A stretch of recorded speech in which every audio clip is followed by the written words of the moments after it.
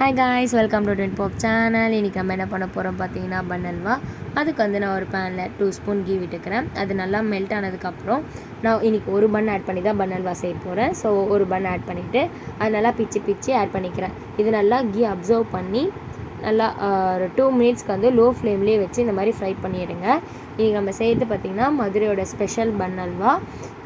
இது வந்து நல்லாயிருக்கும். நீங்கள் ட்ரை பண்ணி பார்த்துட்டு கமெண்ட் பண்ணுங்கள். ஓகே, இதை நல்லா ஃப்ரை பண்ணி எடுத்துகிட்டு இப்போ 2 மினிட்ஸ் ஆகிடுச்சு. இதை நம்ம ஆஃப் பண்ணி ஓரமாக எடுத்து வச்சுக்கலாம். இப்போ அதே பேனில் ஒரு ஸ்பூன் கீ விட்டுக்கலாம். கீ நல்லா மெல்ட் ஆனதுக்கப்புறம் நான் கேஷ்யூஸும் காஞ்ச திராட்சையும் ஆட் பண்ணிக்கிறேன். இப்போ ஒரு கிளாஸ் வாட்டர் ஆட் பண்ணிக்கிறேன். அதே பேனில் 3 ஸ்பூன்ஸ் சுகர் ஆட் பண்ணிக்கிறேன். இது நல்லா கொஞ்சம் திக்கன் ஆனதுக்கப்புறமேட்டு நான் ஏலக்காய் தூள் கொஞ்சம் போட்டிருக்கேன். இப்போ நம்ம எடுத்து வச்சுருக்க பன்னை நல்லா ஆட் பண்ணி கலரி விட்டுட்டே இருந்தீங்கன்னா நம்மளோட பன் அல்வா ரெடி ஆகிடும். இங்கே பாருங்கள், இந்த மாதிரி நல்ல திக்காக சூப்பராக வந்திருக்கு.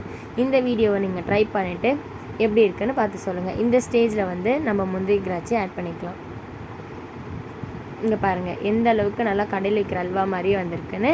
இந்த வீடியோ உங்களுக்கு பிடிச்சா லைக் பண்ணுங்கள், ஷேர் பண்ணுங்கள், மறக்காமல் கமெண்ட் பண்ணுங்கள். தேங்க்ஸ் ஃபார் வாட்சிங். பாய் பாய்.